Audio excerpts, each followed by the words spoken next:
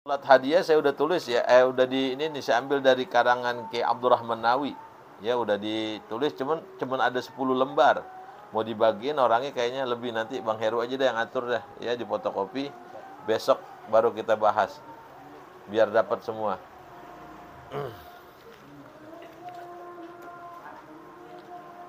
Hadisnya sampai qala sallallahu alaihi wasallam man akrama aliman ya. Itu tandain tadi ya, Al-Baqarah ayat 10 ya. Besok udah mulai dari situ lagi.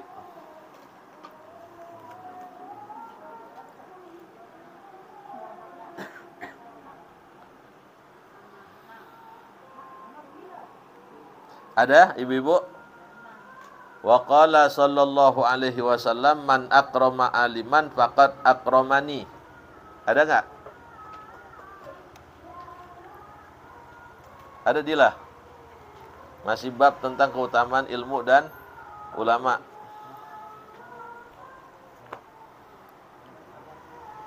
Ada? Ada ya. Halaman berapa di situ? Halaman 6 baris ketiga dari atas. Ya. Bismillahirrahmanirrahim. Wa qala an-nabiy sallallahu alaihi wasallam man akrama aliman faqad akramani wa man akramani faqad akramallah wa man akramallah fa ma'wahul jannah. Wa qala an-nabiy sallallahu alaihi wasallam naumul alimi afdalu min ibadatil jahil. Wallahu a'lam bishawab. Dua aja dah ya. Hadirin jamaah sekalian, kita lanjutkan bacaan kitab Lubabul Hadis, tapi saya pakai sarahnya nanti dikit saya jelaskan. Di mana baginda Nabi sallallahu alaihi wasallam bersabda, wa qala an-nabiy sallallahu alaihi wasallam, dan telah bersabda Nabi sallallahu alaihi wasallam, man akrama aliman, barang siapa yang memuliakan akan orang alim, faqad akramani, maka sungguh ia telah memuliakan aku, kata baginda Nabi. Tuh. Jadi kalau kita muliain ustadz, muliain ulama, muliain habaib, maka seakan-akan kita memuliakan Nabi. Maka ada seorang yang bernama Fuduli al-Baghdadi, seorang sastrawan Arab. Dia mengungkapkan, lau mutu anak, kalau aku keburu mati, walam uqabbil yadainil mubarakataini, dan aku belum mencium dua tangan Nabi yang mulia, fasna'u min turabi qabri Quban, maka tolong jadikan dari tanah kuburku ini sebuah gelas. Nanti kalau gelas yang dibuat dari tanah kuburanku sudah jadi berbentuk gelas, tolong hadirkan di depan Nabi. Kalau tangan Nabi pegang gelas itu yang terbuat dari tanah kuburanku, maka seakan-akan aku telah berjabat tangan dengan Nabi. Kalau gelas yang dibuat dari tanah kuburanku diisiin air, kemudian air itu disediakan di hadapan Nabi dan Nabi meminumnya, maka seakan-akan aku telah mengecup bibirnya Rasulullah sallallahu alaihi wasallam. Begitu cintanya Fuduli al-Baghdadi kepada Nabi. Maka man akrama aliman, siapa orang yang memuliakan akan orang alim, faqad akramani, maka sungguh ia telah memuliakan aku, kata baginda Rasul. Dalam syarahnya dikatakan ai li annahu habibi, karena aku karena sesungguhnya ulama itu habibi, kekasih aku, kata Nabi. Tuh, jadi ulama kekasihnya Nabi. Wa man akramani, dan barang siapa yang memuliakan aku, faqad akramallah, maka sungguh ia telah memuliakan Allah. Ai li anni habibuhu, karena sesungguhnya aku adalah kekasih Allah. Jadi ulama kekasih Nabi, Nabi kekasih Allah. Wa man akramallah, dan barang siapa yang memuliakan Allah, fama'wahul jannah, maka tempatnya di surga. Tuh. Ai li'annaha, karena sesungguhnya surga mahallu sukna ahibbaillah, tempat-tempat tinggal para kekasih Allah. Tuh, surga itu katanya tempat tinggal para kekasih Allah.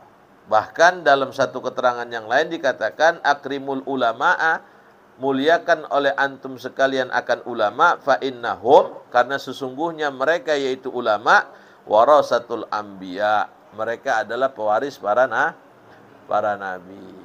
Ya, ulama zaman sekarang saudara, ada ulama amilin, ada ulama ngambilin. Ya, kalau bisa kita deketin ulama amilin, ulama yang mengamalkan ilmunya. Hadis yang selanjutnya yang terakhir. Wa qala an-nabiy sallallahu alaihi wasallam naumul alim, bermula tidur orang yang alim, afdalu min ibadatil jahil, itu lebih bagus daripada tidurnya orang yang bodoh. Orang alim tidur, orang goblok ibadah, bagusan tidur orang yang alim. Tuh. Kenapa? Ai naumul alim, yakni tidurnya orang yang alim, alladzi yura'i adabal ilmi, yakni ia memelihara akan adabnya ilmu. Ya. Afdalu min ibadatil jahil, lebih bagus daripada ibadah orang yang jahil, alladzi la ya'lamu adabal ibadah, karena dia enggak ngerti adab-adab ibadah, enggak ngerti tata cara ibadah. Bahkan di dalam kalimat yang lain dikatakan naumun ala ilmin, tidur di atas ilmu, khairun min salati ala jahlin, itu lebih bagus daripada salat di atas kebodohan. Kenapa? Li'annahu qad yazunnul mubtilal musahihan, karena sesungguhnya orang yang bodoh terkadang menyangka bahwa yang batal itu musahihan, sah, padahal batal ibadahnya, dia anggap sah. Wal mamnu ajaizan, dan terkadang dia menyangka yang dilarang itu boleh. Tuh, ya. Padahal dilarang. Dia kata boleh, termasuk tuh, mohon maaf, kalau kita baca Quran, kan kita kadang-kadang suka ngebetnya pakai apa nih? Pakai lidah ya. Itu kata Imam Ibnu Taimiyah, yahrumu ja'lu birikin, ya, ala asabihi, diharamkan ya menggunakan air liur di atas jari jemari kita buat ngebet Quran. Haram. Tuh. Kalau duit boleh ya, duit ya kagak ada kata. Kalau duit. Ini yang suka terjadi begitu tuh, lagi tadarus, susah nih Qur'annya kebangetan baru, pakai air udah, ya. Maka hati-hati saudara. Ya, termasuk juga asal bisa, ya.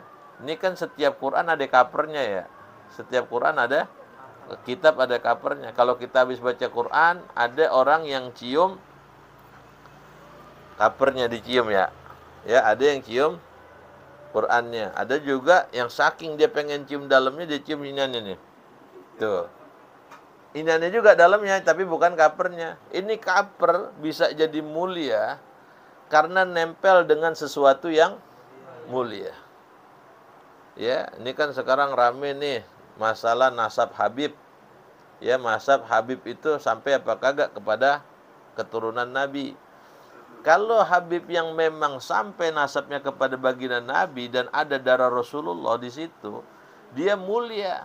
Begitu juga nih cover nih. Ada cover yang nempel di Quran, ada cover yang nempel di majalah. Karena ini Quran yang kita baca, covernya kadang-kadang kita cium. Kenapa kita cium? Karena nempel sama yang mulia. Tapi ada nggak orang habis baca majalah, terus majalahnya dicium? Kenapa? Sama-sama cover dia kagak cium. Karena nempelnya bukan di tempat yang mulia.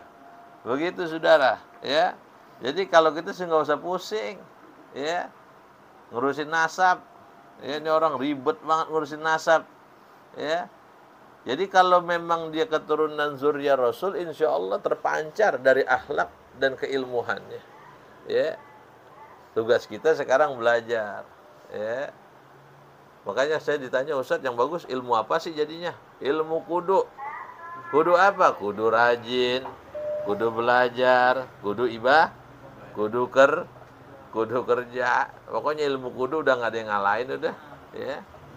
Nomor satu udah ilmu kudu. Nah, saudara, sampai sini saja kajian kita pada malam hari ini. Saya buka sesi tanya jawab, masih ada kurang lebih 7 menit masuk waktu Isya. Barangkali ada yang mau bertanya, dipersilakan.